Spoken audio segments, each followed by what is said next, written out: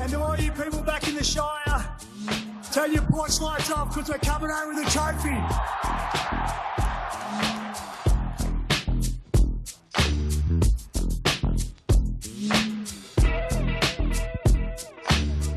Hey there, welcome to SharkCast podcast, dedicated to the greatest sporting club in the history of the world, the mighty Cronulla Sharks. My name is Sam Shinazzi. I'm an OG from 2015. This is our 11th season of podcasting, and it has been a heck of a ride and more of a ride to come with the thick and fast action of Shark Nation week in, week out. I was just at Newcastle now. We're headed to Leichhardt. And there's no one else I'd rather do it with, courtesy of our major sponsors, Dyson Logistics, the Royal Motor Yacht Club in Port Hacking, and Jason Hawes of Cripps & Cripps Real Estate.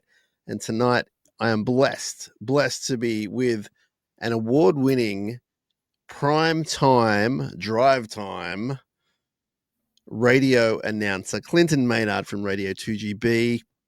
He's associated with the Nine Network, and he is a Sharks fanatic. He happens to play guitar. All these things tick my boxes. Clinton Maynard, my friend, welcome back on the back of what has been your most successful quarter of a season so far in your career.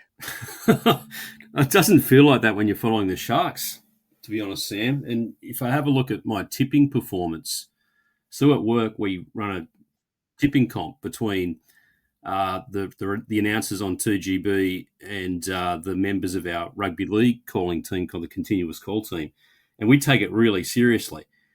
And I was on. I think there's about 20 of us in it, and I was in the first row. Each row is made of 5 of the announcers, and all year up to the last 2 weeks, I've sat on the first row of the tips. I'm now on the bottom row, Sam, because the last 2 weeks I've tipped 2 out of 8. So it doesn't feel like a very successful first quarter of the year at all.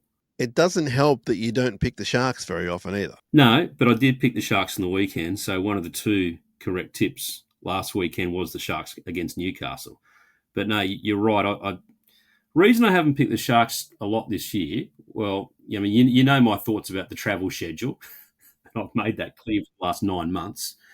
But when you witnessed that Bulldogs performance, that was the last game. I guess that was the last game a lot of us went to.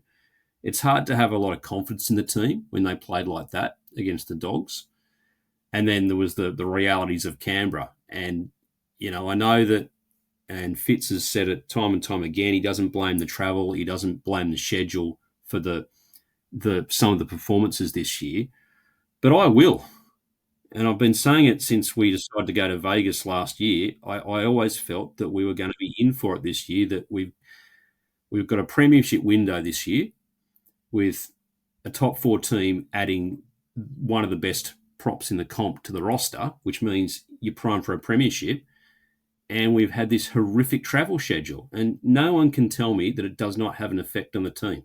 Like it just, I've seen it time and time again in some of their unenergetic halves of football, that it's had an effect on them. And there's no way around it, but it's had an effect on them. So, yeah, that's why I haven't had a lot of confidence this year, Sam. So given all that, and we'll just jump straight into SharkCast right here because you've come in hot and heavy. Well, you know I've been cheesed off about it for a long time. Like in our group messaging between the boys for the last 9 months, I've been going on about this. You are only speaking Clinton Maynard truths. Anthony Seabold blowing up about it last week, and I think he made reference in the press conference, the Manly coach, to the Sharks. And to Fitz's credit, he doesn't blow up about it. I think that's the way he's got to play it, because the draw is now the draw. It's been cast in stone. But as much as I love the club and I think that we've got good management in place, it was the club who brought most of this on, because they made the call to go to Perth. They have given up a home game for Magic Round in Brisbane, and they went to Vegas. So, we've only got ourselves to blame. But given all that, sitting at 4-3 in 6th place, are we a little bit ahead of where you thought we might be? Yeah. I actually think we're handling it pretty well. And I think that I don't think Newcastle's a great side. No. As you pointed out on the cast a couple of days ago with Dan, that the coach actually wasn't that happy with the performance against Newcastle. I was probably happier than the coach was. I thought we showed a lot of energy in that performance, and I think the week before when we played Manly in Perth, I reckon we showed a lot of energy, particularly when the bench players came on. But there's been other times during the year where I just think we looked completely sapped of any energy, and I think that's got to do with the travel. And yep, they're finely tuned athletes. They should be able to handle it. Well, I sort of disagree that they should be able to handle it because they're still human beings, and what they've been going through is not normal, as Anthony Seibold has been blowing about. But overall, I actually think they have handled it better than I thought they would have. But that's not to say it won't catch up with them in a few weeks' time. I was going to say, at what point can we stop talking about it? Because I know we've got a couple of trips to Suncorp, there's Melbourne, I get all that. But at what point can we stop talking about the travel? I think once we get a buy in our hands, probably, and we can take a breath. Okay. There's been suggestions that there's other things been going on as well that we're not aware of. I think once we're, I guess maybe at the halfway point of the season, and we know the draw is very favourable for us in the back end, but commentators have been saying up until Penrith's win on the weekend that Penrith could not win the comp anymore because they hope off to such a bad start to the year. So it's all well and good to have a good draw at the back half of the year, but if you're halfway through the season and you're a long way off the top four, well, it doesn't do you any good, does it? But I think at this point we're handling it pretty well, to be honest, Sam. Yeah, and we won't talk about the travel too much more because I know it's just we've discussed it ad lib, but there might be some more stuff in the letter section. We'll get to it then. But you definitely, in case anyone wasn't aware of it, you were the one person screaming out no to Vegas, and it was more because of distance and then because of the fact we were going to Townsville and to Perth, and there have been a lot of hot days when we played, like Perth at 1 p.m. local time, which is just crazy. Even Newcastle on the weekend was pretty warm. It was probably, high 20s until about, 4:30. So they've done well to win in Perth and win in Newcastle, I think. Now, speaking of Newcastle, 34 points to 14, comprehensive in my eyes. They let in a few tries towards the end, which we'll talk about and which I'm sure the people writing into us will talk about as well. But give me some of your initial thoughts on what went down in Newcastle, please. I think the biggest thing that jumps out at me is that Newcastle are horrible. And we know their statistics show that they're one of the worst attacking sides, I think since the West Magpies team in 1999 or something like that. They're just horrible. And if you were Alan Ponga, you'd be thinking, what am I doing with my career? And if you were the management of Newcastle, you'd be sitting back thinking, what, we're going to pay $1.3 million to Dylan Brown and that's going to fix things? Hello? Braden Trindle, what, 700? So I think we've got to keep that in mind. But you were there, Sam. They've got the most magnificent supporters who turn up week after week, no matter how their team's playing. So for us, off the back of the trip to Perth, and I thought that the win against Manly I thought was pretty good, and I think the scoreline flattered Manly in that game.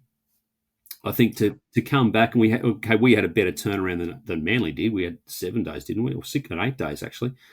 I think that to go into that Newcastle game off the back of a lot of travel, playing in front of their home fans, I think it was a really, really solid performance. I think that Nico, won't say overplayed his hand, but I think when he gets a lot of touches of the ball, he's on more. Yeah. I think maybe it was a bit of a turning point for him. I know there's been a fair bit of criticism of him this year, as there always is, which I think, again, has been completely over the top. But I think I was probably happiest with the forwards' performance overall. I think our forwards in the sort of first quarter of the season so far probably have not aimed up to their reputation other than AFB. In the off-season, we're all raving about the depth we have, the strength of our forward pack, but I think it's been substandard. And I think one of the reasons our back five have such good running meters every week is because they're making up for the forwards. Maybe it just means that the forwards aren't getting the ball in the right position in the field or whatever. Probably highlighted by Kafusi's performance so far this year. But then this week, they all seem to step up. I actually reckon the turning point with the forwards' performance, Sam, came from the week before against Manly. And that came when the bench came on. And I think Hazelton, Talakai, and Rudolph against Manly, it was almost like it's almost like the penny dropped for our forwards when they came on in that game. And then I think they continued. I think that the whole pack played well last weekend against Newcastle. And again, that included the bench performance. But, Kafusi was good this week. It wasn't all on the shoulders of AFB. Yeah, so AFB 150 metres, Oregon Kafusi 110, Teague Wilton 120, and the rest of the back row and benchies were close to 90 metres each. So they definitely had a good run on and getting lots of metres. And that includes the backs all getting amazing metres aside from Ronaldo. I mean, Will Kennedy 186, Sam Stonestreet 179, Ramey 156, Hiroti 163. So there's a lot of metres out there to be gotten. That says a lot about the opposition. But you're right, the forwards have aimed up in the last 2 weeks, which is great, and they need to. That's how you're going to win games. Just on the Newcastle crowd and team, it only just came to me now, but they are legitimately the pride of the league. Forget all the other nonsense you hear about other teams. I mean, they turn up, as you said. Not many really gave them a hope, and they still cheered. They cheered until the last moment, and they were still critical. They weren't sort of fans near me that were sort of unrealistic about it. They were, giving it to Ponga, asking him to do more. They were questioning management about Dylan Brown coming in. They were very vocal about all that kind of thing. But a fantastic place to go watch footy. I haven't done it for at least 10, 15 years. And the stadium is, I would say, close to world class. Thoroughly enjoyed my time there. And it's I think it's something that the Sharks can definitely learn from, even not being a smart aleck about the stadium, just as far as game day and as far as completely embracing your team. They know how to do it. But to be fair also, Clinton, there was about 1,000, if not more, maybe a couple of thousand Sharks fans up there. Our friends at the Shark Cage were in there with their drums and singing songs and signs, and it was really feel good for both teams. So a good day for rugby league, especially a Sharks fan winning all three grades. We had another great performance from our fullback, and he's leading the Dally M's. We might leave his chat until a little bit later on, Clinton. We'll move on to some of the other backs. How are you sitting with Sam Stonestreet? Tell us all about your thoughts on Sam Stonestreet so far this year. Oh, what I like about him is rate of improvement. He seems to now, the first few rounds, his hit-ups, his technique, I guess you'd say, was pretty poor. He'd be pushed back a fair bit. I think he's refined that now. And even with his catching of the high ball, he seemed to like to take it AFL Mark style. He has seemed to have been safe for the last couple of weeks than he has been. So reality is we don't have Qatar available. At the start of the season, I was probably 50-50 between Sam Street and Qatar anyway. First couple of rounds in, I'm like, No, I made the wrong call there. It was definitely Qatar was in front.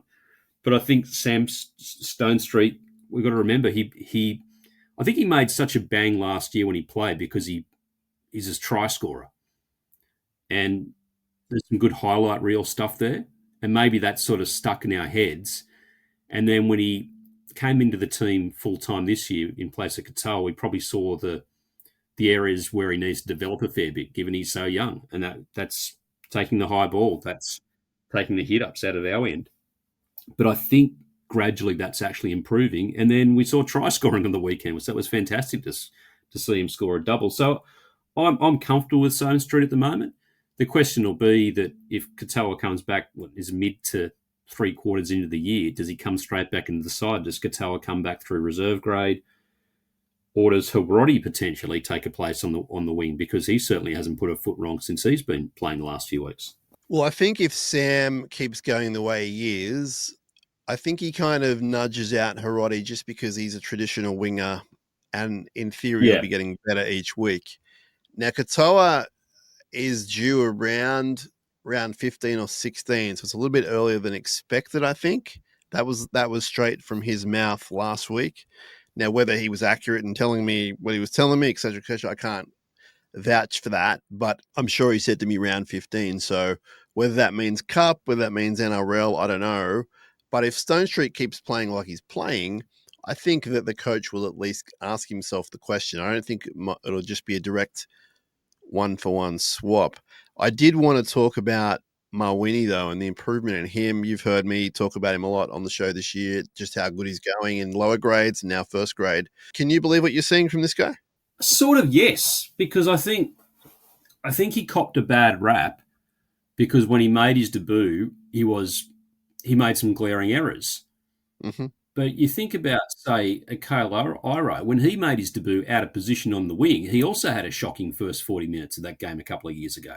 But we've forgotten about that pretty quickly. And I think maybe the problem for Hiroti was that he played, one game one year, another game another year, and they were both fairly poor. It wasn't until when he played that breakout game, you might say, was it Perth last year? A bit of time before that, but yes, the one in Perth late the year before it was 23. I mean, I don't get to see a huge amount of New South Wales Cup, but people say he's heads and shoulders above in New South Wales Cup. He's a really, really good New South Wales Cup player. So I probably not stunned to see him do well.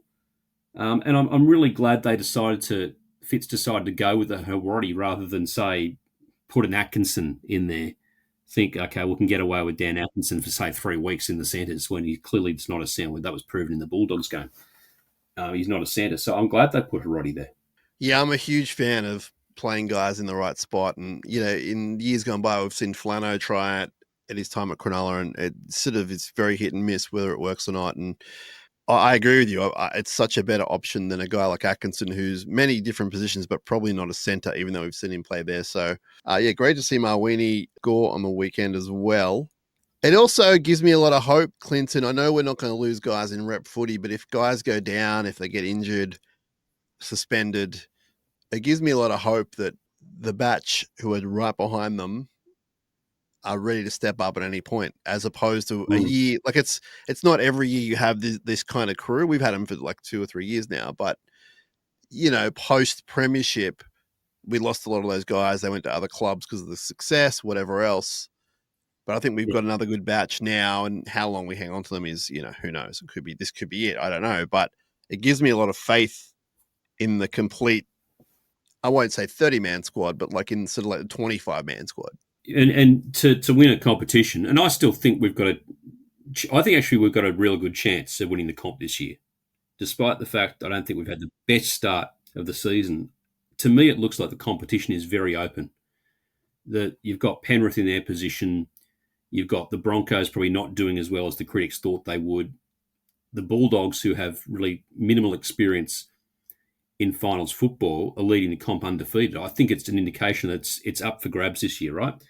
But for any team to win the comp, you've got to have outstanding depth. And I think we certainly have that this year. And I know that you've discussed this a fair bit in the pod in the last couple of weeks. It's such a big talking point, the Dan Atkinson bench position. But maybe that's what that's all about, in ensuring that he's part of the 17 every week, not to necessarily, and I probably wouldn't be playing him the way they're playing him with the minutes he's getting in the middle.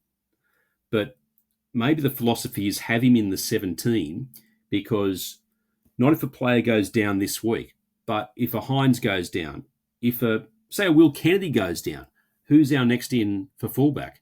I reckon it's probably Atkinson. Longer term, like as in for the rest of this season, if Kennedy did a bad injury, if either of the halves had a serious injury, I think maybe the Atkinson is the go-to for either those 3 spine positions. Maybe that's why he's in the 17 week after week. So he's part of the game day group. Yeah, and I've got no real issue with that. I mean, we need to get some clarity, whether I'm the person to do it, whether it's Dave Riccio. Someone needs to sort of get some clarity from the coach. But until we know that, I don't have a problem with that at all. And it makes complete sense because obviously he's not a middle forward. And I hate seeing him on the field as a middle forward in what we're seeing him at the moment. It just seems like a complete waste. But then I'm just having a look at the minutes that the bench played. Maybe the attitude of Fitz is that his starting forwards take up the bulk anyway. Talakai last weekend, based on the stats you've sent me, only had 21 minutes on the field. Now, to me, we're not actually getting enough minutes out of a Talakai, But then Fanua Blake, okay, he had the niggle the week before, so maybe his minutes were down, and he played 43 minutes. Now, traditionally, Fanua Blake certainly was the Warriors, played a lot more than 43 minutes. So maybe the attitude of Fitz is that he can afford to carry that fourth player on the bench, and he's just giving Atkinson a bit of game time to keep his hand in, so to speak. Yeah, I'm just interested to know whether that's the main reason or whether it's, as you said, maybe to give less minutes to certain players and make up for that. So whether it's to keep him in the squad and or give the other guys time off. So, I mean, Fanua Blake, scarily enough, in 43 minutes, scored a try, ran for 150 metres, busted 5 tackles, made 16 tackles. So it's unbelievable. Yeah. They won the game by 20. So I don't have a real issue with things. It's a bit like what I was saying during the week about teams coming back and scoring the last try against us, etc. I don't have a problem with it until it's a problem. And so with Dan Atkinson, I don't have a problem with it until it's a problem. Now, the only thing that I see as some sort of issue is that you've got Tuku last week playing Reggie's. You've got other guys who are on the comeback trail in the coming weeks playing Reggie's. Can he find them a spot? How's a Colquhoun going to get in there? How is a BHU going to get in there? Et cetera, et cetera. A whole bunch of guys. Yeah. And is it just a matter of injuries, suspensions, et cetera? I don't know. But that's kind of the sticking point for me with having the 14 being Atkinson. It's like, well, there's a bunch of other guys you could chuck on there who would do a lot of damage. But maybe he is playing safety first. And as you said, just, he's one of the spine guys. I mean, maybe he could even play hooker if need be in-game situation. If he's on your bench, he could come on and play hooker. I wanted to ask you about the halves, Clinton, Trindle and Hines. A much better week for Hines, heavily involved, as you said, and when he's involved, he's going good. How do you think they're looking the last couple of weeks? Oh, I thought the criticism a few weeks back was just completely over the top. Now, when it comes to halves, well, I still regard him as the best player there's ever been, Andrew Johns. But he was on the Footy Show a few weeks back. I think it must have been after the Bulldogs. It was either after the Bulldogs game or the Canberra game, and he said that, I just don't know how you're going to get Nico's confidence back. Well, I'm sure the week before that, so it must have been the Bulldogs game, so maybe it was after the Souths game, Fitz was being credited with changing the way halves play in having Trindle and Nico together, because the critics were just raving about the fact that neither's the halfback, neither's the 5'8". They had this new style of play, and then all of a sudden we have one terrible loss, and yet the Bulldogs game was atrocious. And you've got, respected critics saying, oh, Nico's just lost again. So reality is Nico's always going to cop the criticism because he's on the big bucks. He's one of the biggest faces of the game, like it or not. And it's just always going to be the way with him. Same as it for Mitchell Pearce. Same as it is for so many other prominent halves. I think he's not having a lights-out season. He's not having like the season he had his breakout year. What was that, 22? But he hasn't been abominable every single week. And I think on the weekend, if you look at his kicking game, I think his kicking game on the weekend was pretty good compared to what it has been maybe in the last few weeks before that. And Trindle, keep thinking back to Dylan Brown. Trindle had a great start to the season, and I was just keep thinking, what would Knights management be seeing when they're watching him play? Thinking, he'd probably re-sign with us for 7 or 8 or whatever it is. Well, it's not 1.3.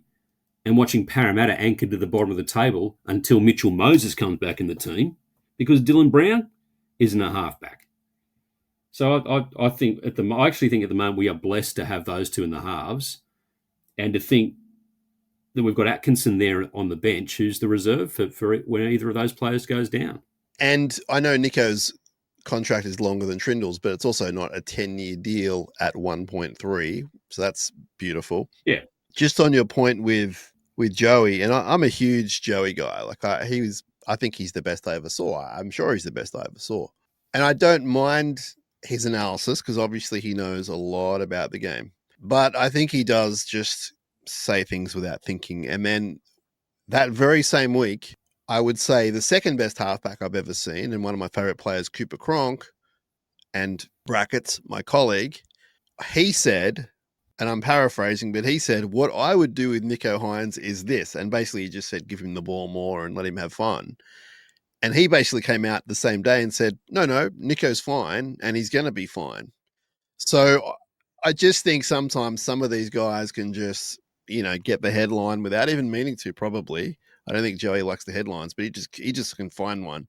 I agree with everything you just said about the halves. I think that the Canterbury loss, when I think about the Canterbury loss, I think about the second half and I think about being out enthused and out muscled. I do not think about being outplayed in the halves, to be perfectly blunt. But this will be one criticism I do have of the halves this season, barring the last couple of games where I do think they've played well. I still think we lack some leadership from the halves when the chips are down. And I would like to see Nico, and I know Nico and Trindle, they're not the captain.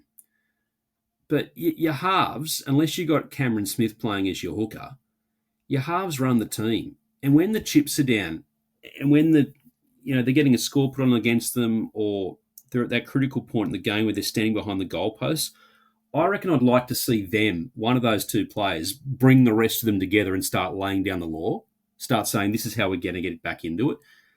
I think, Maloney wasn't the captain of our... Okay, we were blessed in 16. We actually had so many leaders in that premiership side. But, you'd see Maloney having his say. I just don't quite see that when we're not going well from the halves, which is... Maybe that's an area they could improve in, on-field leadership. I will say this, Clinton, in the last 3 or 4 weeks on the field, Nico's been a lot more vocal, particularly not so much when the chips are down, but when he sees something he doesn't like from his own team.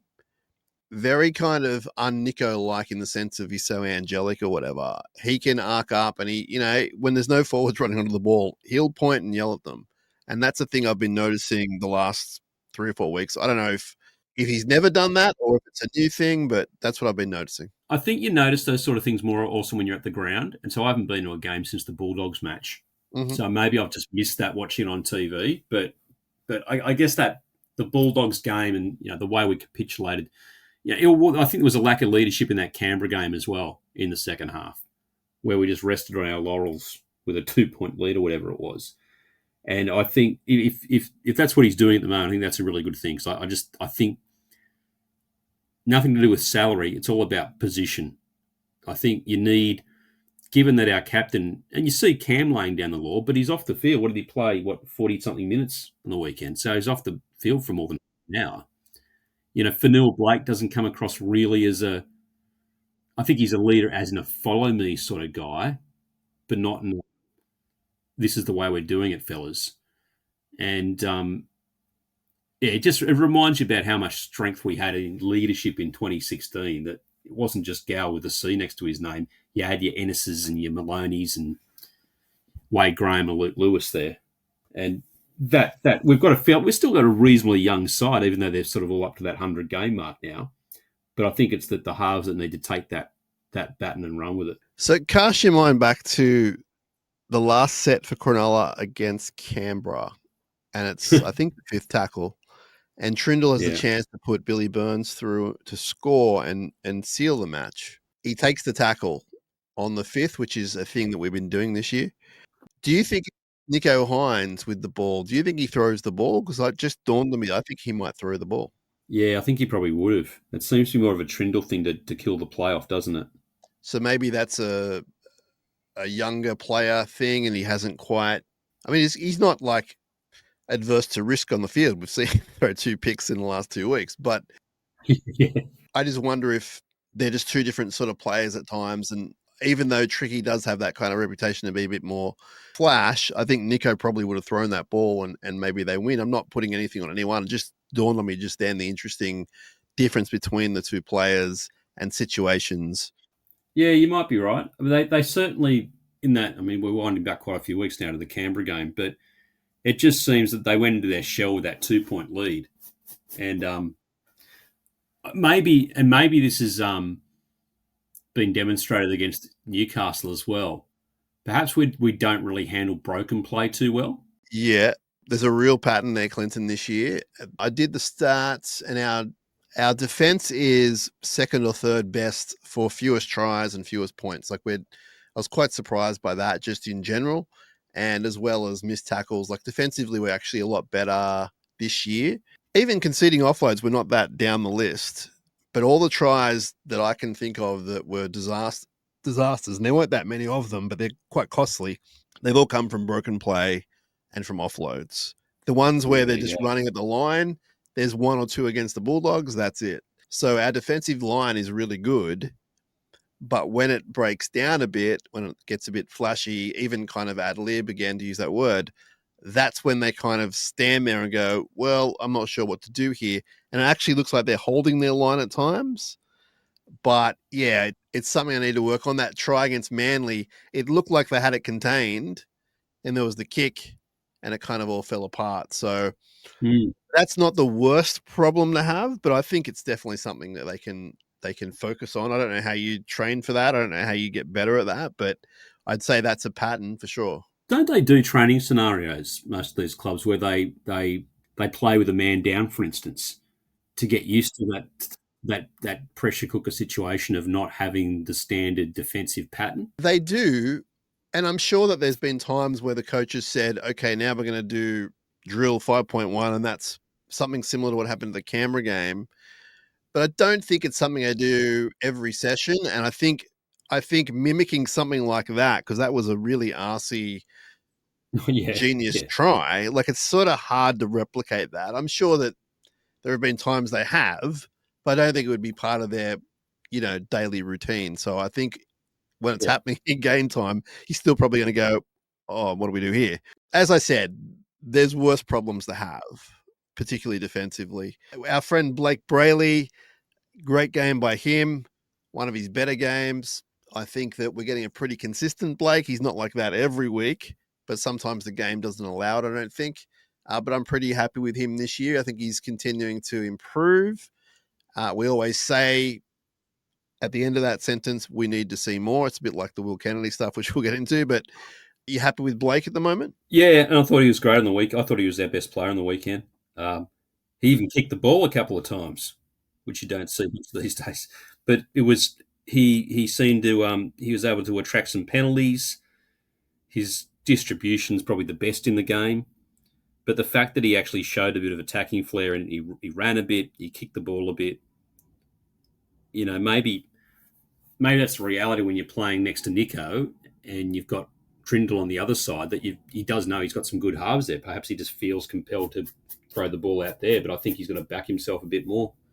But I think he's been good this year. Yeah, and it goes without saying, and the stats are kind of out there, that when he runs, when he does things, when he's creative a little bit at least, they've got a pretty good record. So, I think it's just a matter of him doing it week in, week out, and we'll have a pretty good year. I think he'll have a pretty good year.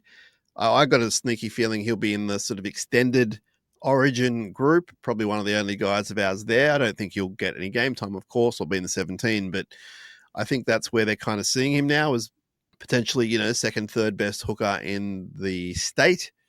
And that's a great thing. So I'm pretty happy with how he's going too. Any other thoughts on the game, Clinton, before we move on? Oh, probably just that point that I raised a little earlier, and you've alluded to this on some of your recent pods. I don't think Sifa Talakai's getting enough time. Yeah.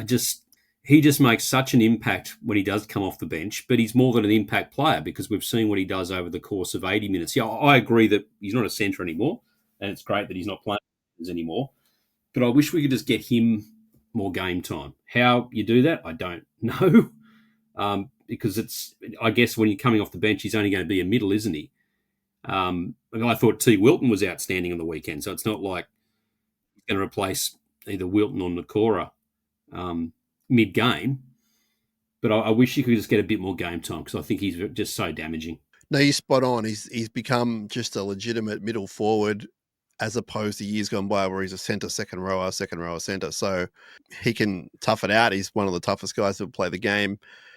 I wonder if they're trying to extend his career or something because of the way that he plays the game. I mentioned something on the post-game show where I saw him as an American running back, and that term sometimes means you use a guy as a battering ram until they can't do it anymore, then you get a new one. It's kind of like this system in America where it just sort of works, and it's a short life for a footballer. It's a 4 or 5 year career at the top of the game. You still keep playing, but at the top of the game, and you move on to someone else.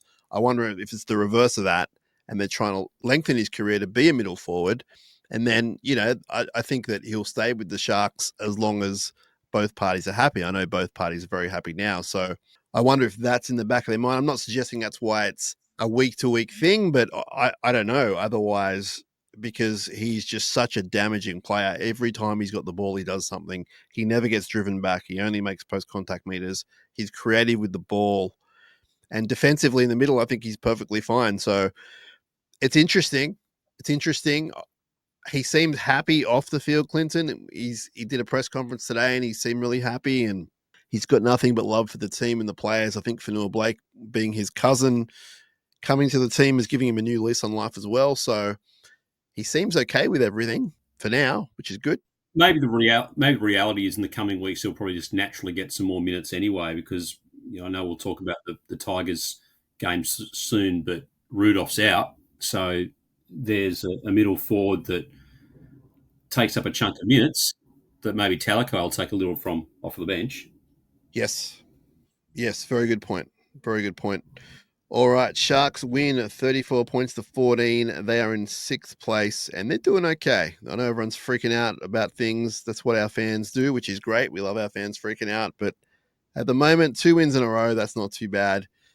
Now, Clinton, you and I have hung out at the Royal Motor Yacht Club in Port Hacking. You have deep ties to this place because you once roomed, to put in an American college term, which I don't need to do, you were once a roommate of the great Liam from the Royal Motor Yacht Club. Tell us about that. What was your life like with Liam back in the day? It's a long time ago. Yeah, Liam and I, along with my brother, we rented 2 homes in the Burraneer, Lillypilly, Carringbar South area many years ago. One house was in the shape of a donut, which was it was a bit of a legendary venue on Burraneer Bay Road, our place. Many a late night was had there after the walk back from Carmen's, the longer walk back from Hunters, which is a very long walk from Sutherland. Liam was a hell of a. Liam's a legend. Liam is an absolute legend, and I miss him. I don't. Well, I still see him at Sharks games occasionally. I miss living with him. Sort of not. He's done pretty well because now he's the leader of the Royal Motor Yacht Club in Port Hacking, and they're great sponsors and supporters of this show as well as the Cronulla Sharks. They're all members and they all attend the games and they show the games live down at the venue. So we encourage you to go down there.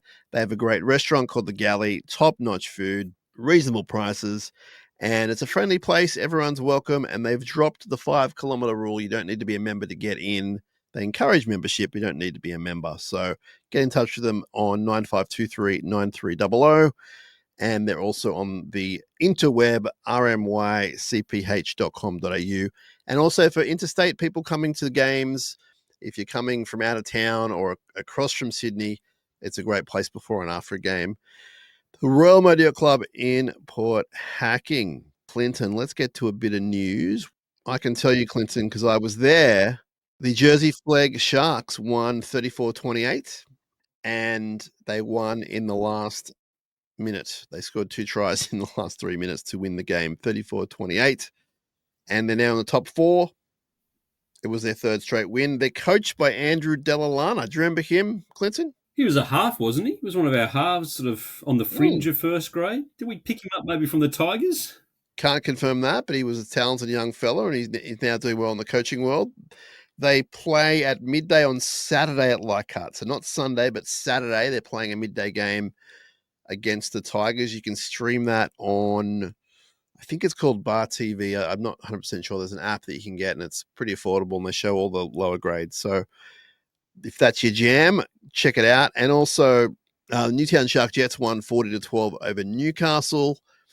And the best thing about this game, Clinton, was that Max Bradbury, the prop that we got from Newcastle a couple of years ago, he's been nothing but injury ravaged, the poor fella.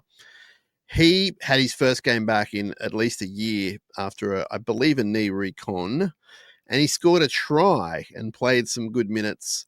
And he is one to watch if he can get some game time under his belt in the lower grades. He's a young fella, still developing, but he's grown really nice in the last couple of years.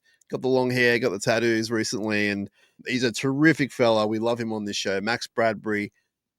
I'm not promising he's going to play first grade, but I reckon he'll give it a good shot over the coming 2 or 3 years. And just great to see him back. And that was the lower grades. Now, Clinton, I don't know if you're aware of this, except for the fact I mentioned it once already on the show. So you are. Will Kennedy is leading the Dally M's, and the world is upside down, and people are losing it left, right, and center, and they don't know what day it is because Will Kennedy's leading the Dally M's, and it can't possibly be because Will Kennedy's leading the Dally M's. No one's ever going to be the same again is the mood and the message I'm getting from a lot of people around the world. There are a bunch who are very happy about that, though, that he's doing so well, and good luck to him. He's had a pretty good year. I think he's had probably at least 3 man of the match performances in 7 games. I think he's probably had 1 or 2 really strong games and 1 or 2 not so strong games. But he's leading the Dally M's, and I understand that the Dally M's are not the be all and end all of judging. I understand some of the people that judge on this. I understand the whole process. But you understand what I'm saying when I say Will Kennedy's leading the Dally M's in round 7 going into round 8. No one predicted that, right? No, they certainly did not. They were predicting maybe he wouldn't last the first 4 or 5 games of the season. Remember, he played in the first trial of the year, and usually it's players who are battling for a position in the team that are playing the first trial of the year. And what I like about Will Kennedy, he doesn't drop the ball. Like but honestly, there are some fullbacks you still, if you're a fan of their club, you still have your heart in your mouth thinking, is he going to drop the ball? He doesn't drop the ball. Now, yeah, sure, there are some fullbacks who are flashier. There are some fullbacks who are better in attack. I don't think we've seen probably the same attacking flair from Will Kennedy since Matt Moylan left the club. But week in, week out, we do our 3-2-1 points between us SharkCasts, and virtually every week, most of us have got him in the 3-2-1. That's why he's leading the Dally M's. And I know that, some fans were demanding that we get rid of him for this season. But reality is, I know you've discussed this a fair bit in the cast in the past couple of months. Internally, there are no other internal options other than Daniel Atkinson, who is going to the Dragons. And externally, there's not a lot of other external options out there who, forget even salary cap, who are actually available. So I think it's great that he's doing well. So this afternoon, we released an episode with all the press conferences, and there were 4 guys. Top of my head, it was Fanua Blake, Britton Nickera, Sifa Talakai, Teague Wilton, and they were each asked by different people about Will Kennedy. That's how topical it is. Now, you expect his teammates to say positive things, so they did that. But they also went into better detail than that, and I encourage you to go listen to it or go to sharks.com.au. You can see the vision of it. One of them, and I can't remember who it was, and I apologize, it might have been Sifa. I can't remember, but one of them said, as a spoiler, every time he catches the ball, he then makes a break, makes yards, looks to pass. He's always doing something as soon as he catches the ball. And it's because someone's running at him a million miles an hour. He always steps. So he steps when he catches. Yeah. This guy's always trying to be creative. And that was a big negative against him for a while for a bunch of people. Oh, he's not creative enough. And I remember a drop ball, I think it was against the Bulldogs or Canberra. There was a drop ball, second half. It was, I don't know, 3rd or 4th tackle in the opposition 20. And he dropped the ball, I think trying to set something up for Stone Street or Ramian. And everyone kind of lost the plot. And it wasn't good. I'm not defending it. But now I understand it. I understand that he's trying to create something. And having said that, Clinton, he knows in the last couple of weeks when not to do it. Now, we all remember the long-range stuff from Perth, which was amazing. Even the one that was called back. But on the weekend, and I was in line with it, when he caught the ball, yes, he's trying to flick the ball to whoever it is. In this instance, it was Hiroti and Ronaldo. But he didn't do it every time because he knew that something might go astray in the wrong part of the field. Aside from all that, I'm super happy with how he's going. I'm super happy for him. I'm pretty fascinated by what's going to happen with the contract situation because he's not going to get less money. I don't think they can offer him only a 1-year deal. I get the feeling there'll be someone somewhere, whether it's NRL, whether it's Super League, someone will have a better deal for him if the Sharks just go 1 year, 50K less or the same. I don't know why they would do that. I'm just speculating. I feel like the Sharks are going to have to say 2 years and maybe a little bit of an increase, if not what you're on. And he might be happy with that, and he probably will be. He's a terrific fellow. He loves the club. I just don't think it's a given that he's going to sign for 1 year for less money, if that's some of the fans' storyline. I mean, when you look, and despite the fact he's leading the Dally M's and we're raving about him, when you look at most of the NRL clubs, it's actually difficult to see which club would jump for him, though, as well. Because the game actually is blessed, say, on like a halfback, there's a lot of depth in the fullback position.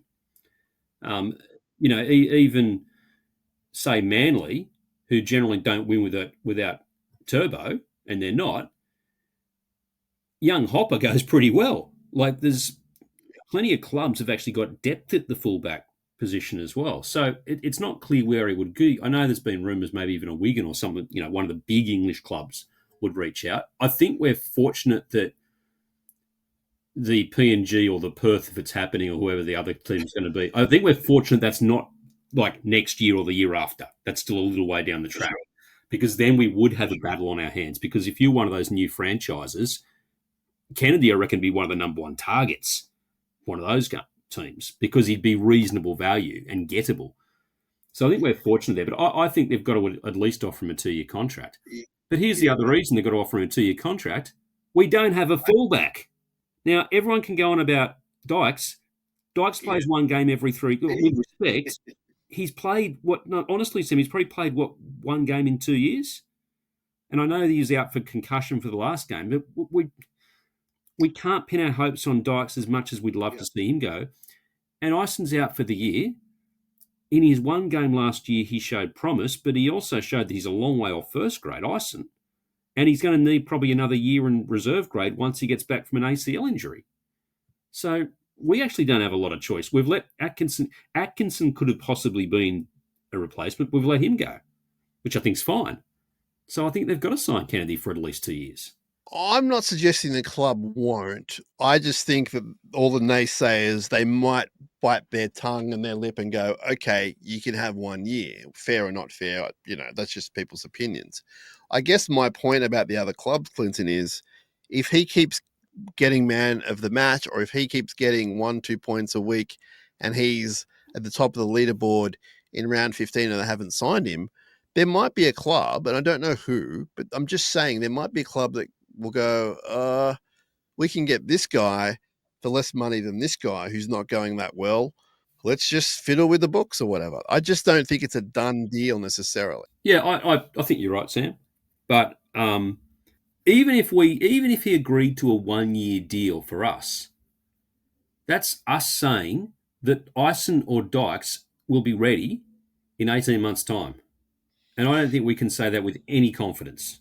I think that Ison was closer than you think. Yeah, but he's now done an ACL. He's not playing at all this year. Sorry. Before he did his ACL. Yeah, yep. I think that he was traveling pretty good. And I think if Will was giving you 5 out of 10 every week and Ison kept trending, then maybe there was a storyline. But you're right. He's gone for a year, unfortunately. I laugh not because of that, but he's just gone. I think when he gets back to where he was, however long that takes, I think that he can definitely be a first grader. Don't know if he's going to be better than Will Kennedy is my problem and point to all this. And as far as Cade Dykes goes, huge fan. But yes, he's played, I think, a couple of games in a couple of years. So that's a whole other story. You're just going to have to go prove. It's a bit like Jesse Colquhoun, unfortunately. Like, we know you got it. You're just going to have to prove it. That's up to them. That's up to the club to give them time to do it. That's a whole different story. But you're right in the fact that Atko's next man up and he's going. So what happens then? Maybe they do sign Marwini again and he becomes the backup or something. And Colquhoun's I think a lot of fans looking forward to him coming back into first grade at some point. But he's also in that fortunate position, or the club, when you're dealing with a player who's coming back from an ACL, he's playing in a position where in a 17, you've got at least 5 people in that position, a middle. we're talking about a one fullback is a specialist position. It's one player out of 17. Yeah, and I think now the problem is going to be, or maybe it's next year the problem lies, if Kennedy goes down for a week or two and he's playing lights out, there's no guarantee Dan Atkinson's going to come in and play lights out at fullback. I mean, he's a very good player. Absolutely. In certain aspects of the game. He's very clutch. Yeah, it's interesting. What would you do if you were CEO? I'm asking everyone this. What would you do as far as signing Will? What would you do right now? 2-year deal, and he'd get more money than he's on now. Okay, cool. I think if he was playing in a position where there was not as much depth around the competition, you'd have to offer him a 3-year deal, or maybe options in that third year either way.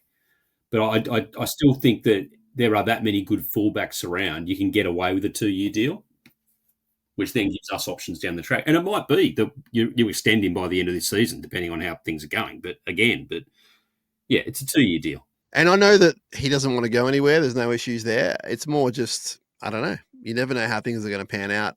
Wait and see on that one. Who's his manager? I think it's Isaac Moses. No, I'm kidding. I don't know. That's the concern. Hopefully he's got a manager that we get on with. We'll get to that in the last segment. Don't worry about that. We'll get to managers for a very obvious reason.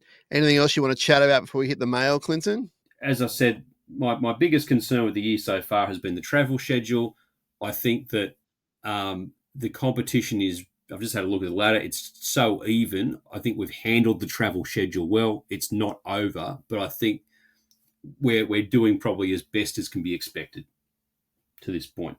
I hope the worst is over. And I like how you put a sort of unofficially put a full stop after the first bye, which is coming in about 4 or 5 weeks. So I don't think the worst is over because we've got games against Manly at Brookvale. Yeah, we've got a good record lately against Manly, but still it's Manly at Brookvale, Parramatta with Mitchell Moses in Magic Round, and the Melbourne Storm back home. So the worst is not over, but once we're through that, then hopefully the worst is done.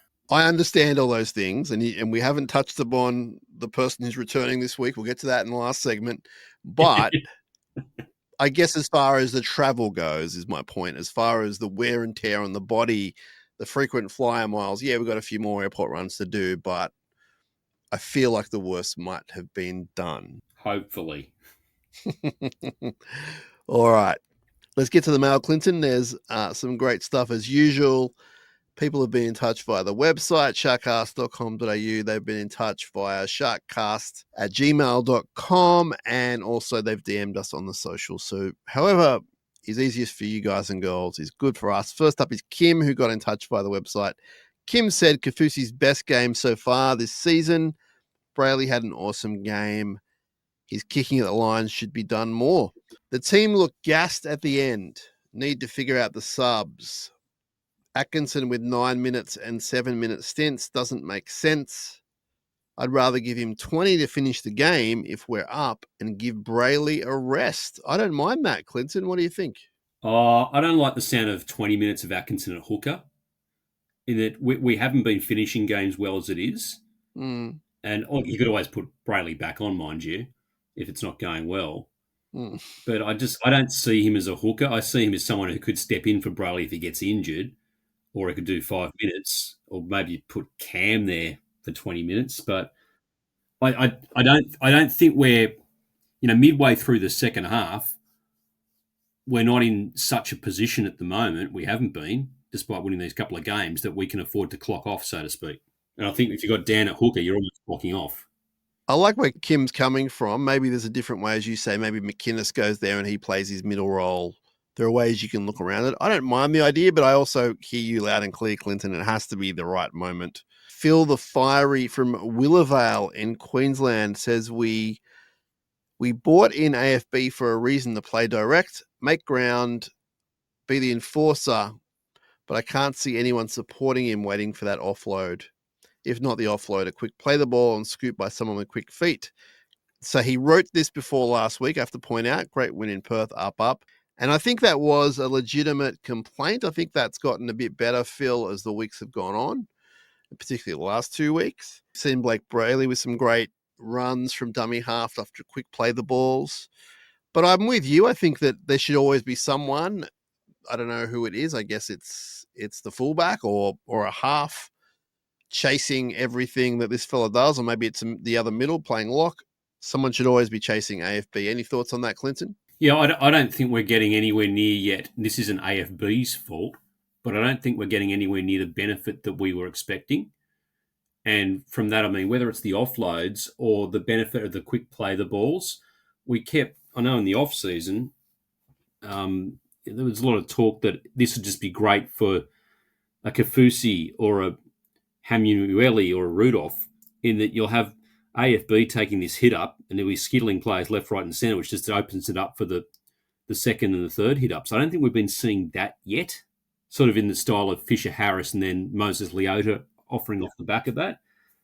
So maybe that's still to come. But personally, AFB couldn't be doing anything more, in my view. But I think the rest of the team does need to now learn to play with him.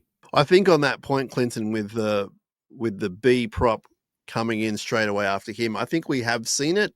We just haven't seen it enough. I think we've seen it from game one, but we haven't seen it enough. So I think it's there, but they need to probably have the right player. I think BH Hughes is the guy to do that, and he's barely played. So, but I'm with you. Like, we need to see it more. But I also agree with you that this guy can't be doing much more. And as the weeks go on, I'm getting more fascinated by him. His press conference today was really good.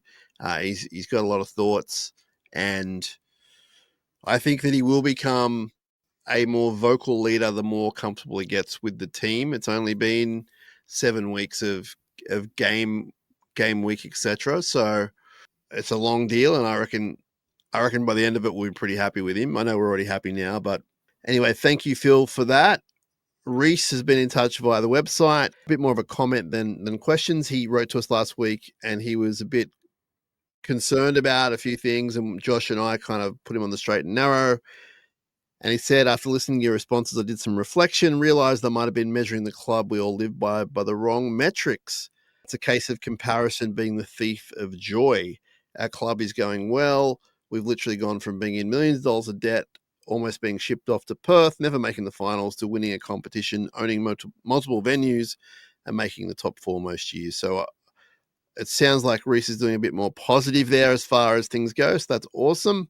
This is a great one. Nick said he's been an avid listener for many years. He's currently on a 2-month expedition to the summit of Mount Everest. In the small periods of internet, I speak with my family and I listen to your podcast. It's past many harsh hours of my climb. Keep up the great commentary and up. That's from Nick. So, Nick, we wish you all the best in your trip. Our friend TK of Talking with TK and Talking League fame, I believe he did this trip. I don't know if it's the same thing that he did or not, but we respect what you're doing. Take care. Keep safe. Keep warm and keep listening to the podcast. We'll keep churning them out if you keep climbing. So that's pretty cool, Clinton? Oh, that's fabulous. I should get Nick on my show, I reckon. He'd be a great chat. All right, there you go. Clinton is on 2GB in the afternoons, in case we didn't say that enough. And Nick, hit the feedback icon, 2gp.com, and drop him a line. We'll get to some of that later on, actually, Clinton. I want to talk about the UMI interview you did. And speaking of such things, not really, but Pete says, I'd be all over a 90s indie one-hit wonder podcast, right up my alley. And that was based on some mail we got recently about, I think it was a Finny Scad song called Coppertone. So Pete's into that. He said, as for the Knights game, I'm pretty happy with the win, but a couple of things I've been thinking about. One is the tap back from kicks. Ronnie's been doing it a lot, and Stone Street did it on the weekend, blowing a certain try. Forget Jesse Ramian knocking on. Stone Street, if he takes it, scores. I'm not a fan of these low percentage plays. Catch the ball. Am I missing something? What do you reckon about that, Clinton? Yeah, I actually reckon it might just be a general trend in the NRL, the tap back, rather than, and I think Pete's right about Stone Street. And the commentators made the point on the telecast as well. It was on Fox, I was watching. He should have just caught the ball because he had a try there. But I think maybe it's seen as the safer move these days, the tap back, because less chance you're going to fumble it over the line.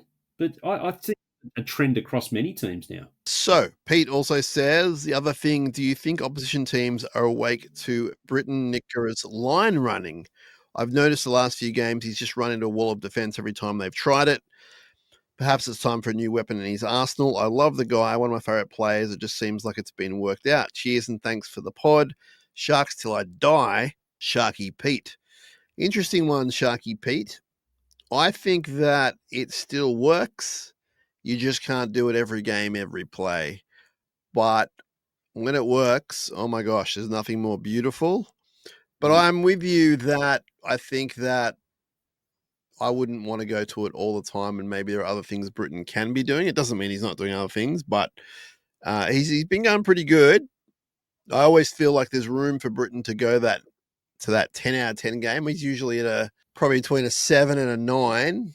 Yeah, it is a beautiful line that he runs. What are your thoughts on that, Clinton? Yeah, I don't think it's the teams that worked him out, because if you cast your mind back to the way he used to play with Sean Johnson, he'd run the beautiful lines off Sean Johnson.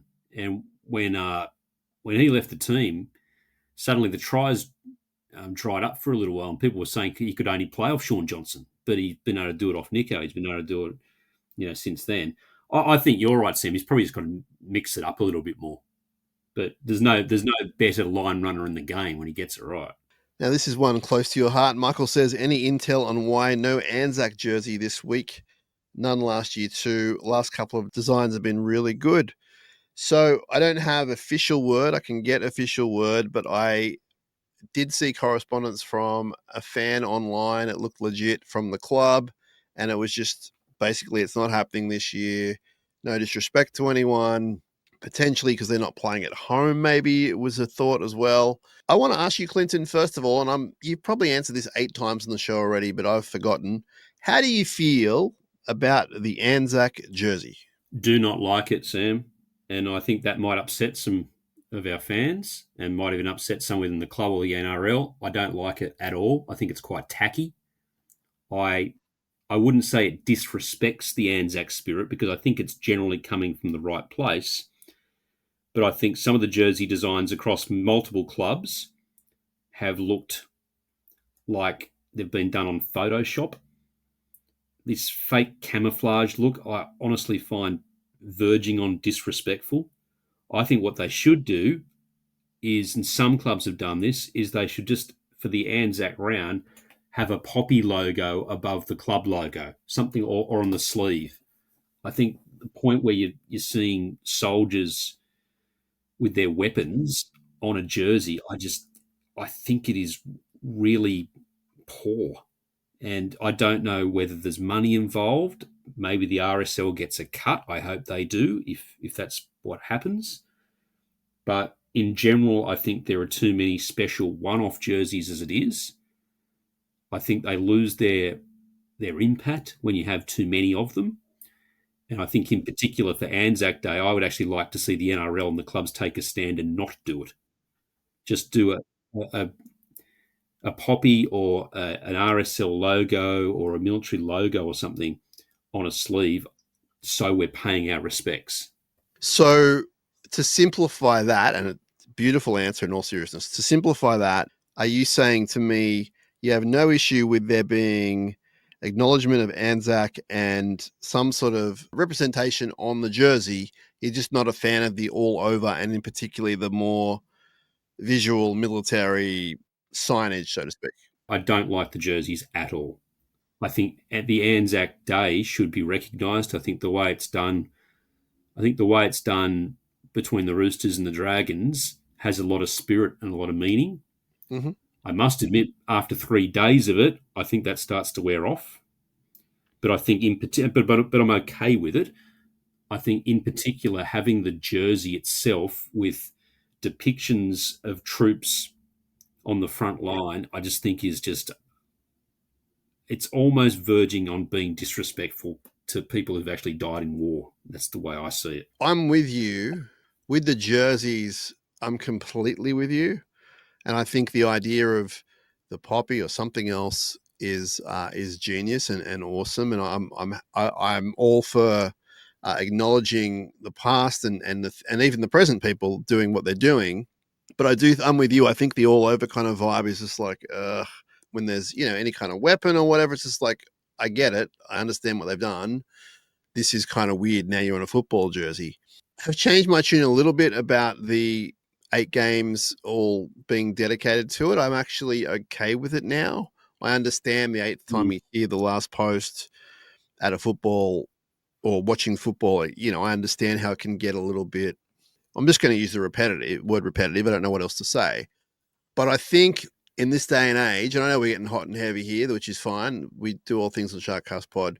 I think in this day and age, Clinton, I'm okay with the extra reminder in case it influences that one person of whatever age that they get a history lesson, and, no matter what you think about, soldiers and Anzac and war, like everyone's got different opinions on that sort of thing. But even that aside, I actually have no problem with that. Chester's first game, my son's first game was the ill-fated Bulldogs game at Cogra, where we bombed 19 tries, but it was an Anzac Day game or Anzac Day weekend game. And they had the last post and they had all this sort of stuff. And I had to say to him, hey, buddy, we're not going to make any noise. This is why. You're going to learn about this in school. He did. So I have no problem with that every game. A more sort of childish way of looking at it is I don't really think that the Dragons and the Roosters have the right to kind of have ownership on that game. I think all the teams should kind of do that. But I'm with you with the jersey. And I don't think anyone would have a problem with you and I saying that because it's just our opinion and it's not being disrespectful to anyone. It's an interesting one. We'll leave it at that. Michael, I can't even remember the Sharks Anzac jerseys, but I'm sure they did it probably better than other clubs because they're awesome. Now, some positive news, I believe, and that's from our friend CJ. And to get very personal, he said, my bowel cancer surgery went well. My specialists are happy with the results. Round 1 here and done. So special up to our friend CJ. He's a long-time supporter of what we do. And he gets to every game. He volunteers for the club. He's a great fella. So CJ, feel better and get better and heal up. And we hope to see you out at a game when we can. Steve says, now Clinton, block your ears here. There's a bit of pro wrestling for like 20 seconds. Steve says, first of all, great to see our man Jey Uso, the new world champion.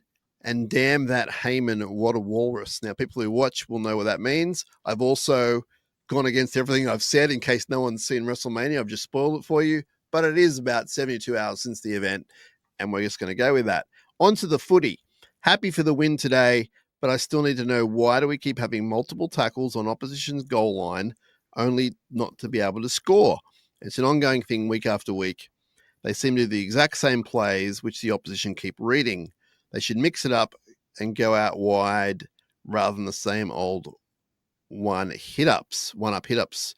Clinton, our try-line attack, our opposition 20 attack, stats-wise, not as good as the past few years. Past few years has been dynamite. We were scoring every sort of 6 or 7 tackles down there. It's dramatically not that this year. It's not anywhere near the worst, but it's not what it was, including what we've talked about, dying on the 5th tackle.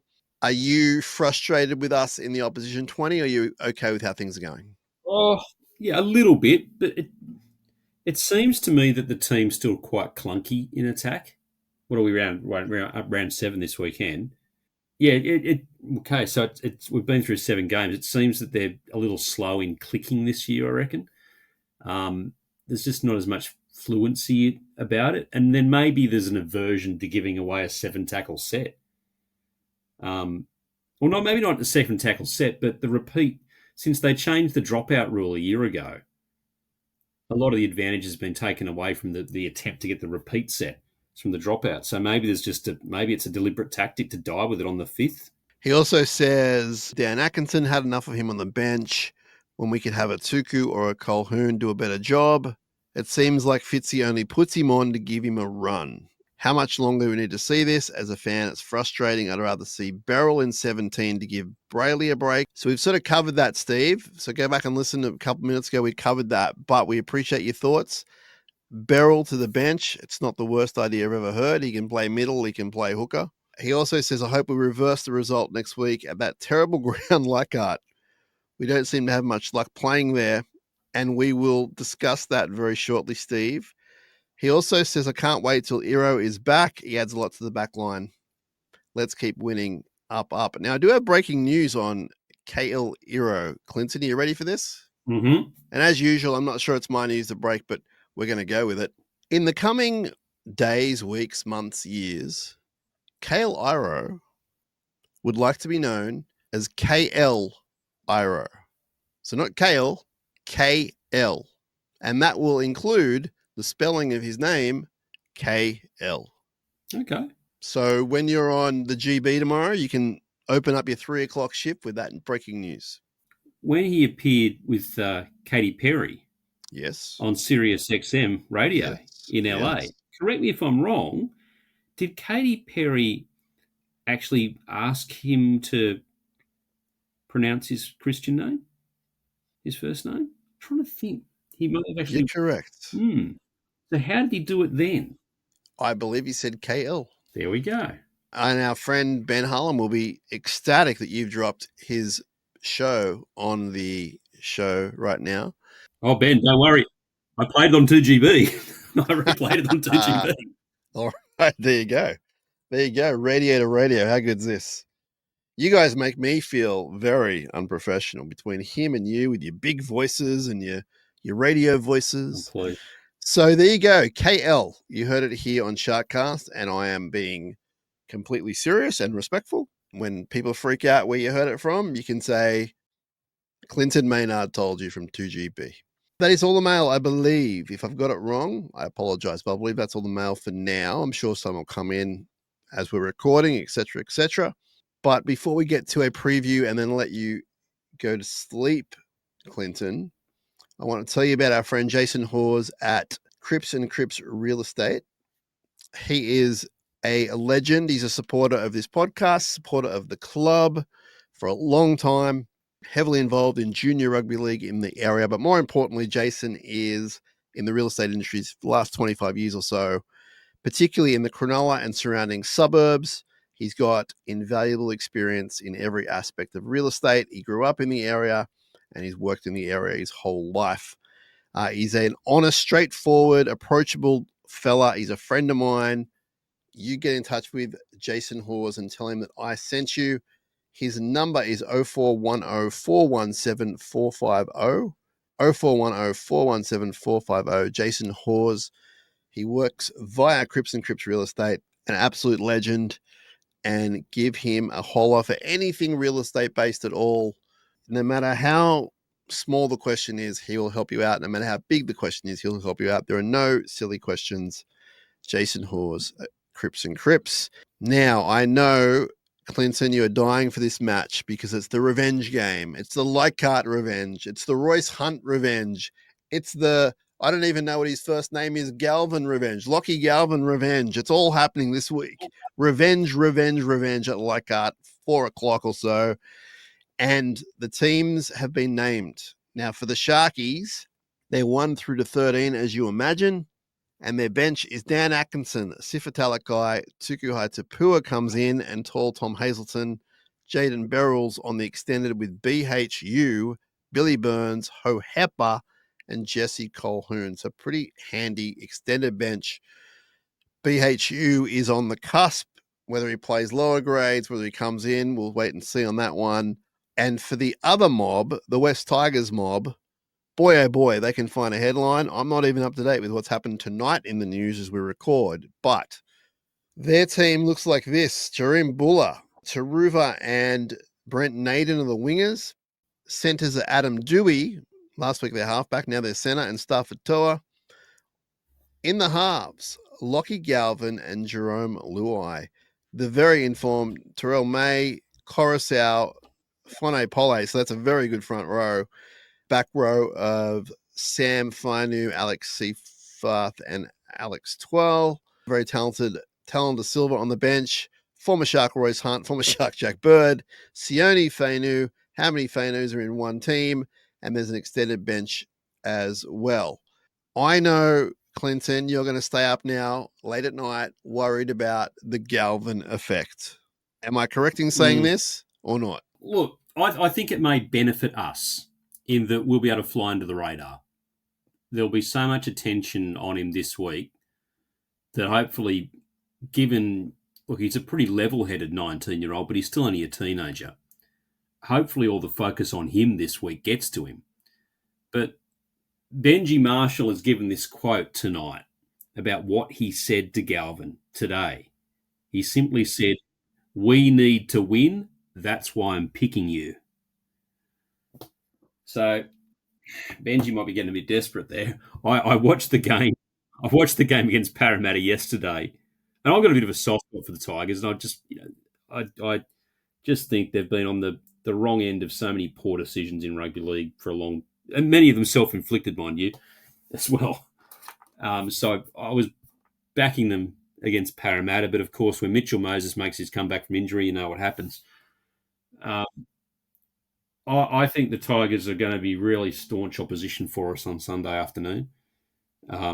But I know this will surprise you, Sam, I'll be tipping the Sharks because I think we'll be able to fly under the radar this week with this, and I think it'll suit that fit style. The hype around this match for the Tigers side will be massive, but there won't be much focus on us at all. So here's what I would say about the Galvin stuff. And then we'll move on with what you've said and we'll get into the game preview and then we'll get out of here. But as far as the Galvin stuff goes, and I've said this on and off throughout the years about situations we find ourselves in, here's what I was hoping. I thought he'd be out for a number of weeks, a month, whatever, maybe not even come back to the Tigers. I knew we were playing them in a week's time. So back up before all this happened last week. Oh, they're playing Para. Then he won't be back. Okay, he's back. It's a big surprise. But I will say this, and I stand by it. It's got nothing to do with the Sharks. It's not bad luck against the Sharks. It's not a curse against the Sharks. It's just something that's happened, and we're playing them this week. The Sharks will be big enough, old enough, mature enough, talented enough to overcome this obstacle because it's not an obstacle. It's a young 19-year-old, very tall, 5'8", who's pretty talented. I don't think he's amazing, but he's pretty talented, and they're better with him in the team. He's coming back. He's got a point to prove, obviously. The Sharks need to be better than that and just win the game. Now, they're going back to Leichhardt. They had nightmares there last year. We know about this.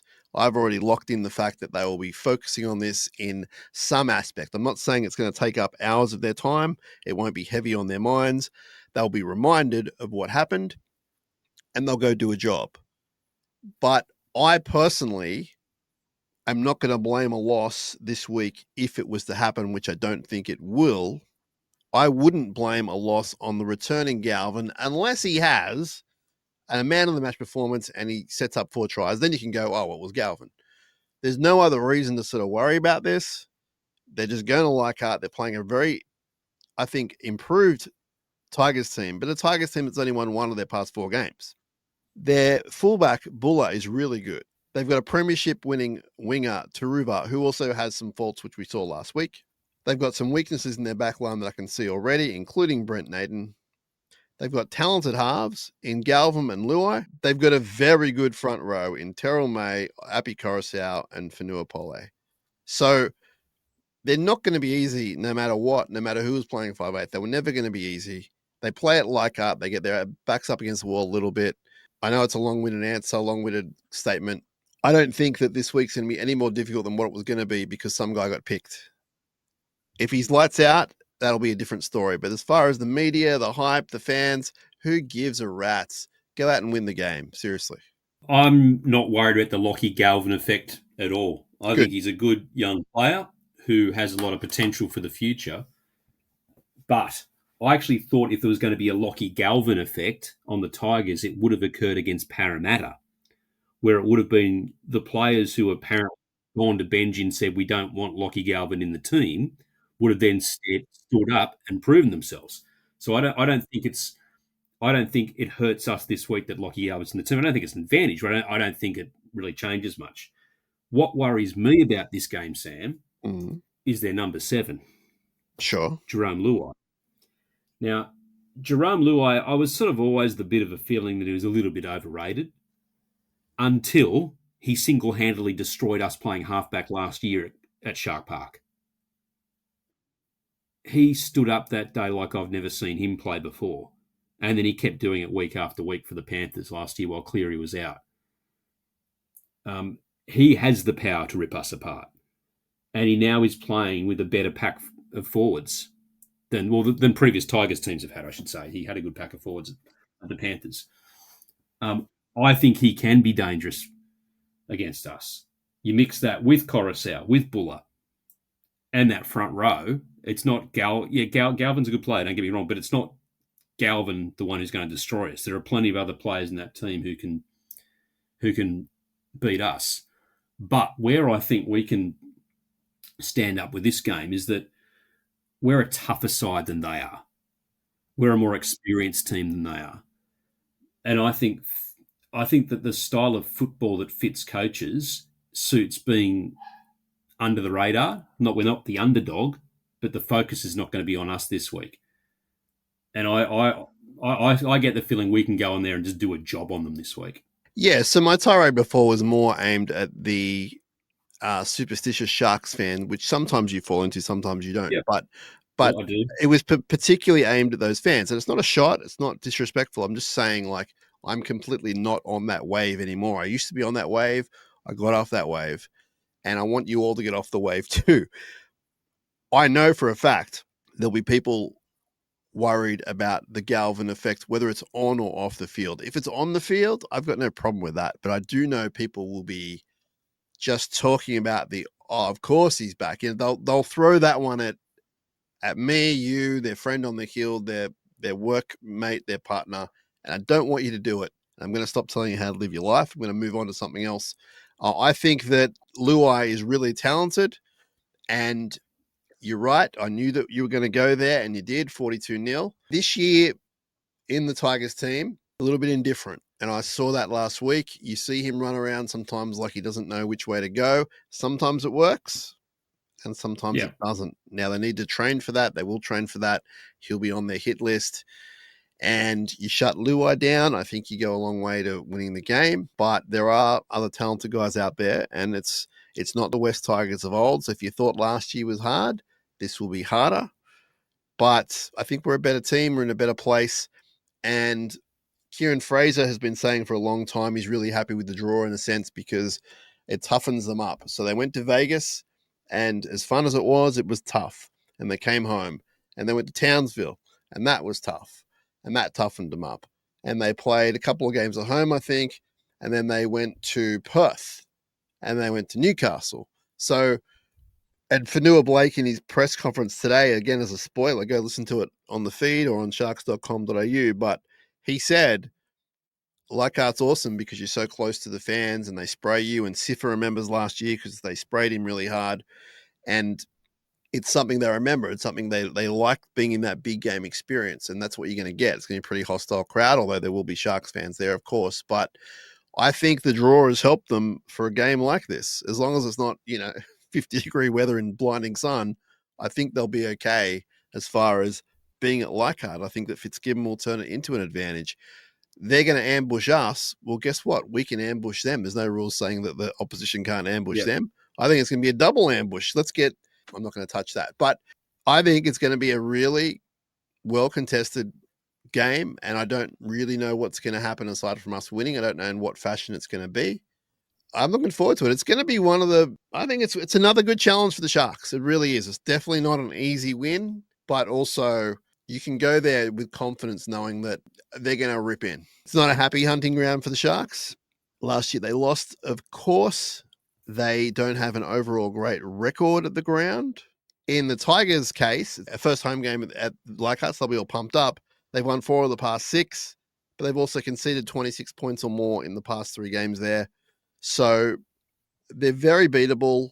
I predict that if we're winning at halftime, we'll go on with it. We like winning from being ahead at halftime. They hate losing when they're trailing or level. I know it's an obvious statement, but it's actually a trend. I'm looking forward to it. I mean, who do you think for the Sharks? Is there anyone you're looking forward to? I'm looking at Fanua Blake again, to be honest. Terrell May's going to come out, all guns blazing. I'm looking for a guy like Fanua Blake to really set the scene. Who you got your eye on this week, Clinton? I'd like to see Brayley repeat what he did against Newcastle. I'd like to see. I mean, he's up against an Origin class hooker in Coruscant. So I'd like to see him. I know that the way Leichhardt Oval is set out can sometimes be it disorientates kickers sometimes, but I'd hope to see a bit more of a kicking game from Brayley again. And that battle up front, I think, it'll be a highlight. You would hope that the Sharks, knowing that Royce Hunt comes off the bench, and I don't know whether many of them would have played with Jack Bird. I guess none of them actually would have played with Jack Bird when he was at the club. But that gives them a bit of incentive to take it up to them as well. And look, and the halves need to stand up, but it'll all start with the front row battle, really. I mean, sometimes his parents tune into the show. I got a feeling that they're going to target Royce in defence. Royce has already started with the fun of games this week via the text messaging and that kind of thing. So I feel like he'll be drawn into it more than what the opposition will be. I know that our guys can get into a heated battle and, they're only human. And if he baits them, well, they're going to bait back. I get all that. But I think this means much more to Royce than what it means to the Sharks, as in meeting each other. And that can be a real negative. I'm not saying that it can't work in a positive way for Royce. We've seen when he's on, he's really on. We've also seen him do some not great things on the field in the heat of the moment. So I've got a feeling it's not going to be a tactic, but I've got a feeling that the coaching staff will be in their ear at some point saying, hey, don't get too involved. Let him do his thing and see where it lands him, and I'm not wishing any ill will towards Royce. He's a big supporter of what we do on this show. Big love for Royce. It's going to be fascinating to see what happens there. Just on Leichhardt, Clinton, the Tigers have won 6 of 10 against us there as West Tigers before the merge. But Cronulla have won 2 of their 4 wins in the past 3 matches. So there has been some recent success, even though it wasn't last year. Overall, we've only won 12 of 32 at the venue since we came into the comp. So it's not a happy hunting ground. I know a lot of our fans love going there because it's almost central and it's fun and it's suburban. And sure, you can't get a car spot anywhere. But aside from that, people who like Shark Park, I think like Leichhardt, if you follow my drift. It's going to be a great battle. It's prime time, right? It's like Channel 9 and obviously Fox. Yeah, 4 o'clock Sunday. Yep.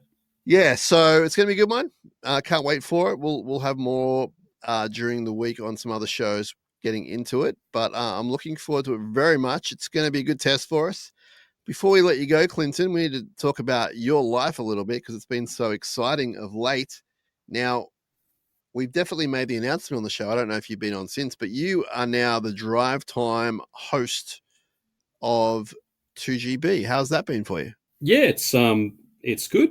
I've spent the last few years being an overnight presenter on 2GB. So I've sort of flipped my body clock into being normal again.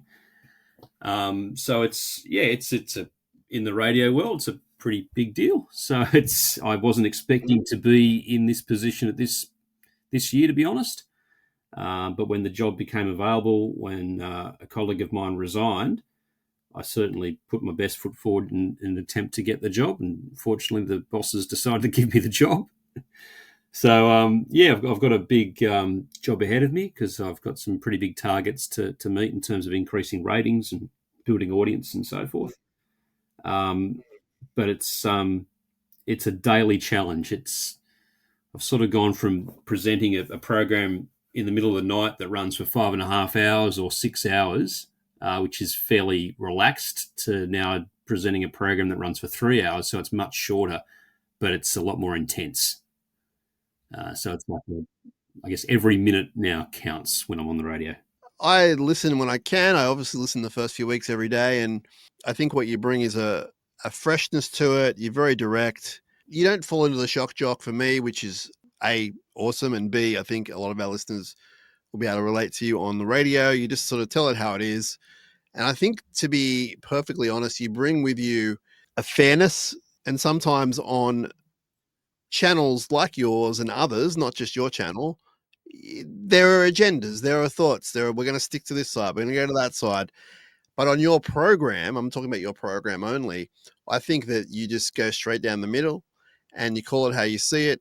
I love how you call out certain things that other people aren't calling out, and it's just about right over wrong in your opinion. And of course, it should come down to opinion, but some of the stuff I'm referring to, it's pretty heavy, and you are right. happy for you, man. Like, it's been a long time coming, and you're right. It is a very big deal. And the way you said it wasn't a big deal, but your drive time, I dare say, almost prime time, heavy hitter in the radio world. And I think it's something you've always aspired to. And then you get there, and I think the good thing for you is, Clinton, you work so hard and so long for it. You sort of knew what you were getting into. You're not a flash in the pan. It's not your first rodeo, you know? So I think as challenging as it is, maybe this is the perfect time for you to do it in your life. I guess you've thought about that, right? Yeah, well, kids when they're in year 10 do a bit of work experience. So when I was 15, I did work experience at 2 radio stations, 2GB and Triple M. And I was probably never, and this is back in the days of Doug Murray, the breakfast host on Triple M. I was probably never going to be Doug Murray because I'm not funny. And the other option was to try to be a 2GB host. And the program that I spent time as a 15-year-old doing a week's work experience was actually this particular program. So you fast forward 30 years, and I'm now hosting the program. So yeah, it's a big deal for me. It's a big deal in our industry. It's quite an honour to do it. It's not it's not rocket science. It's not brain surgery. So it's not the hardest thing in the world, but it's got its own challenges. And we're in the middle of an election campaign at the moment, and that's a massive challenge in itself, because you're always going to make people unhappy, basically. So last week, I'm actually off this week. I've got a week's leave, but last week I was broadcasting from the Royal Easter Show, and you're there trying to have fun at the Royal Easter Show, but then talking about some really serious, heavy issues. And I think I was accused in the space of 10 minutes, I was accused by listeners as being a mouthpiece for the Liberal Party and a mouthpiece for the Labor Party. So if that's the case, I'm probably doing my job all right. And I know that, there is an expectation that people who listen to news talk radio are going to get hit over the head with a sledgehammer by a shock jock. I'm trying to do it a bit differently to that. Sometimes we get it right, sometimes we don't get it right. So it's a matter of finding a bit of a balance, which is taking a bit of work. But in the end, I'm doing what I love, and hopefully I'm doing it for a long time.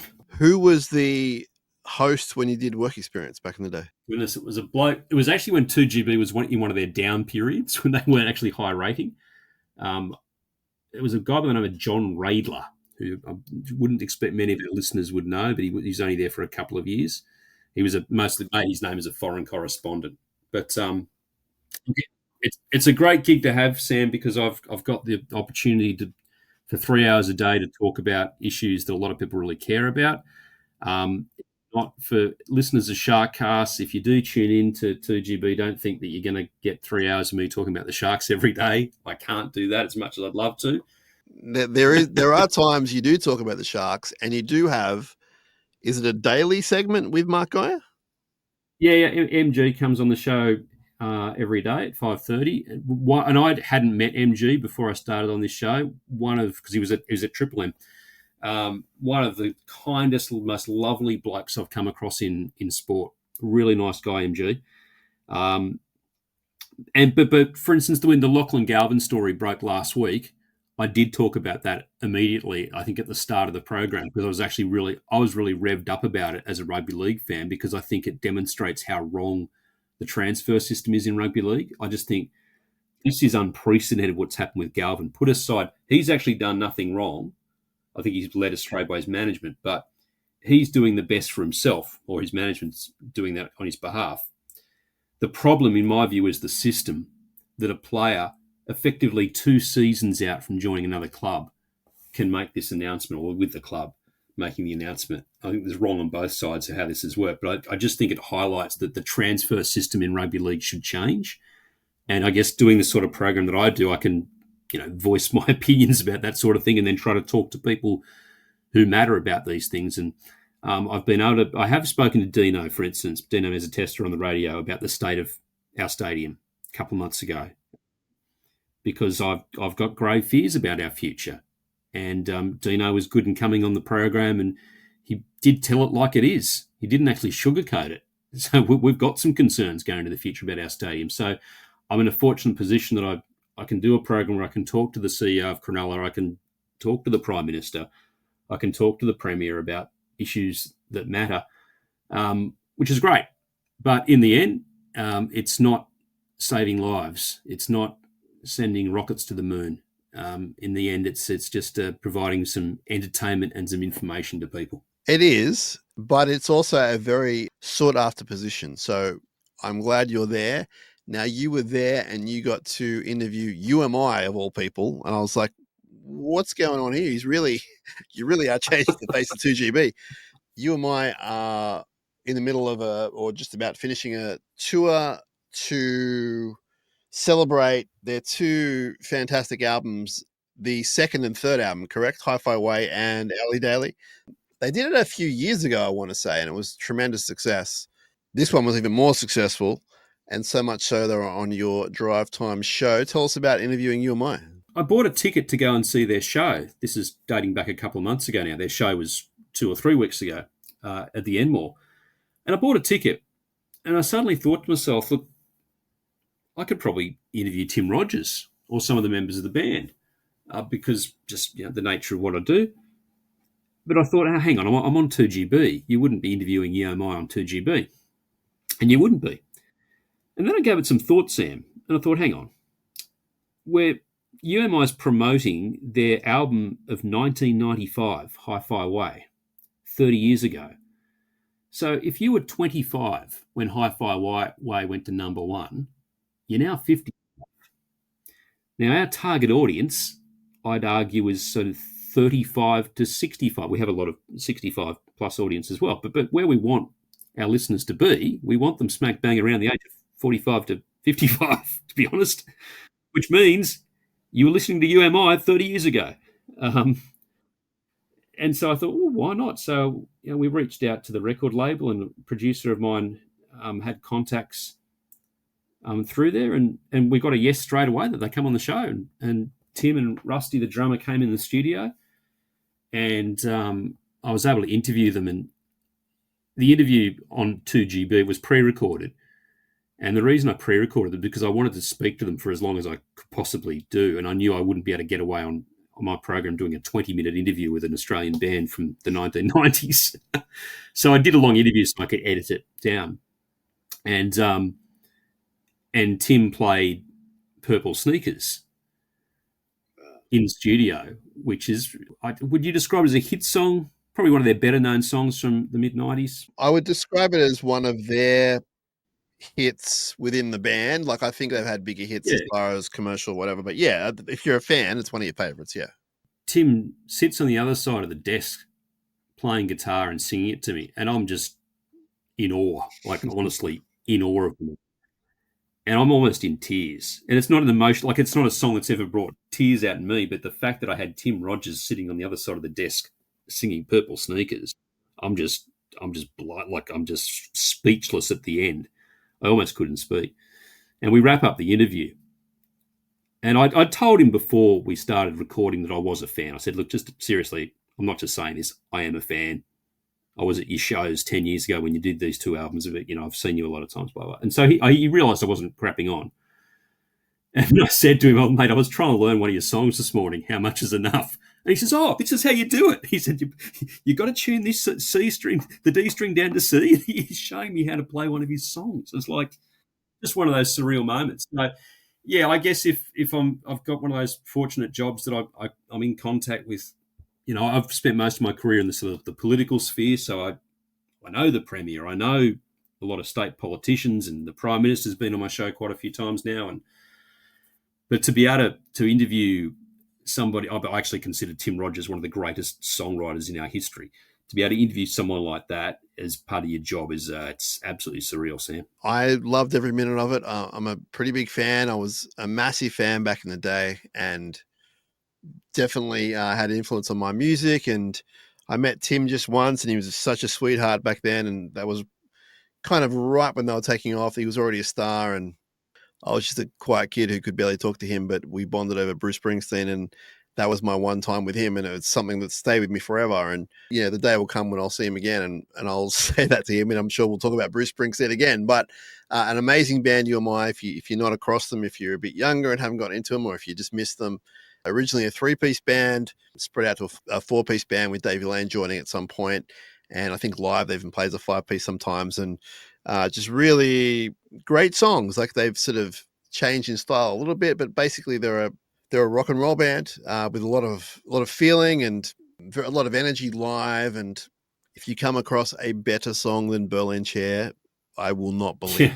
Like, I will not believe you if you say this song's better than Berlin Chair. I don't know about that. And I was stoked that you got to A, interview them, but B, also have that experience. And you'll have to teach me how to play How Much Is Enough, because it is one of the great songs ever written. Forget about Australia. It is just a worldwide classic. Yeah. Well, the unfortunate thing about it, though, Sam, as I just mentioned, is that my interview actually went around 20 minutes, but I probably only put 5 minutes of it to air, 5-6 minutes. And that's just the realities of commercial radio. We just don't have the time. So it would have been great to play. So had I been on my old show, on the overnight show, I would have played the whole thing without question. But then I saw them, 2 weeks later at the Enmore, and they've still got. I mean, if any of our listeners are at the show, you know that they've still got it. And Tim Rogers is in his mid-50s now, and he's still the ultimate showman. He's just still great, as the band are as well. Still tight, still great. Oh, I guarantee you there were listeners at the show, and I'm bummed that I missed it. But one of my favorite Australian bands, and certainly a big influence on me, particularly earlier on, and even just the things Tim would say, like, he was into bands like The Replacements, and I was just getting into the band like The Replacements, who are an American band, and they'd broken up by this point, but they're such an influential band, and to then hear his music and then hear The Replacements, and it's just like this meeting point in the middle. And if you're a fan of the history of music, I think You Or I would really float your boat. But yeah, awesome stuff. Hey, Clinton, I got to let you go because you got to get some sleep. You got a big show. We didn't even talk politics, thank God. But you've told me that they're three debates down out of 7. That's just blowing my mind. There'll be one more. There's going to be one more debate. One more, okay. I do have lots of questions, but I don't want to go there. Fortunately, I'm off work this week, but I'll be back covering all the action next week, and full program on election night as well. Oh, awesome. I can tolerate that because I know you're going to call it how you see it, and I can tolerate being in the thick of it. But why these chaps need 3 debates or 4 debates is it's beyond me, but also I'm just feeling dead air here because I don't really care about it, to be honest. But Clinton, I do care about you, and thank you so much for being on the show. Love talking Sharks with you. We can do it 24/7. We usually do. And we'll get you back on the show as soon as we can. Everyone else will have some more programs for you throughout the week, so stick with us. SharkCast Pod. You know where to find us. You know where to subscribe. You've heard me do the whole thing over and over again. Please do it. I don't want to say it again today, but subscribe, get in touch with us, the whole thing. Thank you so much for your support, and we will talk to you all soon. This is SharkCast Pod, and you know what, Clinton? I think we're just going to play the song again because we won again. I've only played it a few times this week, so let's go out with the song. It's one of your favorite songs, if not your favorite. See if Tim Rogers can teach you this one. Up Cronulla, let's go.